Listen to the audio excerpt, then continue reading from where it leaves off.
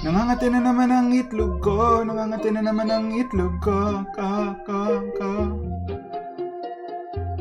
Nangangati na naman ang itlog ko, nangangati na naman ang itlog ko, ka. Yow! Yo! What's up YouTube? It's your boy Dashing and we back for another Draft League content. This is week 5 of the UW Battle League. I am the coach of Team Kati Itlog and this week we take on Callum and Team Land Down Under. So Callum is one of the Aussies in the community and he has that team name, you know. I come from a land down under. Holy shit. That's one of my favorite songs, by the way. Anyway, his team consists of Excadrill, Hydreigon, Titar, Gligar, Liepard, Charizard, Miltank, Regidrago, Primarina, Metang. So, very scary team. He has Double Dragon, right? As well as the Sand Core. And a pretty good Fairy type in Primarina as well. I didn't think the Gligar was gonna come just because he had better options for that. And the team he brought was probably the one I was most afraid of. So I am running offensive Z Fighting Darkrai for, you know, a number of checks here. We actually hit like 4 months pretty good. Actually, 5 months. We hit 5 months pretty good with that. We have Citrus Berry Tusk, AV Slowking, a Citrus Defensive Graphia, Eviolite Scyther, and Lefty's Bronzong. So, the idea here is, boy, when I saw this matchup, my mocks were pretty brutal. I barely won any. Okay, and it did help me prep better for the Regidrago because basically I don't have like a fairy type, so I do have some resists here and there, but just because the Regidrago can go Tera Dragon, right? You already know with the Dragon Energy or Dragon's Maw, was it the ability that's gonna really break walls. So without further ado, let's check out the battle here, see how it went.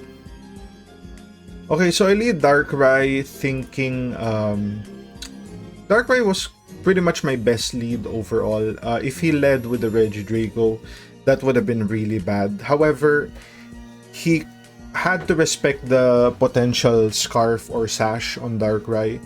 And if that was the case, then if we get a T-Wave on it, the rest of the team can beat it, right? Like Great Tusk is gonna demolish that. But he leads the Miltank looking to set up his rocks. I do go for a sub, not wanting to get T-Wave in the first turn. I go for a Dark Pulse here. Had he went for T-Wave turn 1, that would have put us in an amazing position. Just because he doesn't know the rest of our moveset. He goes for the toss, breaks our sub, but we just go for the Z move here and destroy the Miltank, so that's good. We trade 1 for rocks. He brings out the Regidrago knowing that we are not scarfed, and goes for the Dragon Energy, and that's gonna take us out. I could have brought out like Slowking, but when I saw the Regidrago, I needed to know if it was Scarf or not. That was very important. And once I knew that it was Scarfed, okay, Slowking can take a hit. But as you can see here, Dragon Energy does 54. Holy shit, this is a max Spidef AV Slowking. And that did 54. We go for an Ice Beam here to like reduce its HP so that Dragon Energy would do a shit ton less. He may be better off going for Dragon Pulse or maybe a Draco. I'm not even sure if it gets Draco. But yeah, Bronzong comes in, not wanting to take another. Well, I kind of thought that Dragon Energy would do less than Dragon Pulse at that point. so I thought switching into Bronzong would be beneficial. He goes for a Scald as we set up our rocks, get some lefties back. I want to switch to Graphia here. I probably should have made this more Spidef, but he goes for CM as we catch the Encore. Hella good for us. He has to switch. I predicted the switch, so I didn't really go for like a... what do you call that move? Parting shot there. We just go for the knockoff on the hide. We remove the specs. That's pretty good. We go to the Bronzong predicting the Earth Power there because it was either Earth Power or Draco, right? He wasn't really gonna go Dark Pulse there, but he goes for the Dark Pulse here. We take a shit ton of damage. We go for a Body Press. Weaken that significantly, and we're okay sacking the Bronzong here. He goes for a Draco predicting a switch to, I don't know, maybe the Slow King just to keep it low. Right? He already knows we're AV, so we can't really slack off or shit. But we get the Body Press. It doesn't really matter at this point because he can just revenge us with the Regi. Right? He already knows that as long as he has 1 HP on Regi, that's gonna be good enough. We bring out the Graphia. We go for a Parting Shot. We don't really have a better option here. As we go to the Slow King, he goes for Dragon Pulse. That does 22%, even though it's already at -1, so it's still pretty strong, right? It's best for us to switch out here, or do we just go for an Ice Beam? No, we actually switch out, get more HP, right? We knock off the Primarina, remove the lefties. He goes for a Scald. We actually survive and get more with the Citrus. That was pretty good. He told me if we didn't have the Citrus, he would have gone for like an Aqua Jet there or something, possibly, right? But we would outspeed, right? And we did go for Acid Spray, so had he stayed in an Aqua Jet there, he would have gotten the KO if not for the Citrus. We get minus Spidef on the T-Tar. Do I just knock off here? Yep. I'm kinda sacking off the Graphia here. We actually remove loaded dice. Interesting. I'm not really sure why that he would bring that. Maybe he was expecting a different set of mons. Goes for Pursuit, thinking we wanted to save it, but it doesn't matter. He gets the KO anyway.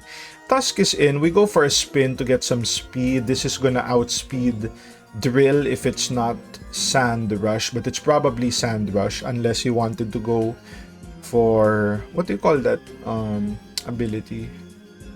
Mold Breaker for the Bronzong. So we go for Rapid Spin here. He goes for the Surf. That does a good chunk of damage. And we kind of keep ourselves healthy with the, what do you call this? With the Citrus Berry. So good tech bringing Surf. We just go for the EQ here, knowing that we could survive anything at this point, right? We outspeed the Regidrago. We can take a hit from Excadrill, right? So he actually goes Primarina, interestingly enough. He goes for a Scald that gets the KO actually. And sand subsides, right? Slow King is in on the Primarina. What do? We switch to Scyther on the Moonblast. I thought this was generally the best play just because he didn't want to go to Regidrago just because, you know, we live a hit as well as he can take a hit plus another one. So I only went to Slow King just in case. We didn't know what he was gonna bring out, but seeing Primarina there, we don't really die to 2 hits, right? So he goes for a Moonblast into an Aqua Jet. We just go Trailblaze, which is amazing for us. We're gonna be able to outspeed everything and just go for the CC to end the game. Holy shit. There was a lot of ways that could have gone, right? We could have lost that pretty badly, but we made the correct plays and Scyther came through in the end. After this match, it really made me think, holy shit, I might not be so lucky if Calo makes it to playoffs. So I had to trade, what do you call this? Serp. I had to trade Serp for Kiss, Togekiss. And that's really gonna be, it's gonna be pretty good because we do have like a fairy type now, and we still keep, we went from a ground resist to a ground immunity, and that being the case, his our future opponents are less likely to rely on like ground coverage, which opens up Skell for the next matches. So yeah, that's gonna be the video. If you guys like the content, like, comment, subscribe. If you want to support your boy even more, links to Patreon down in the description. I'll see you guys on the next one. Cheers!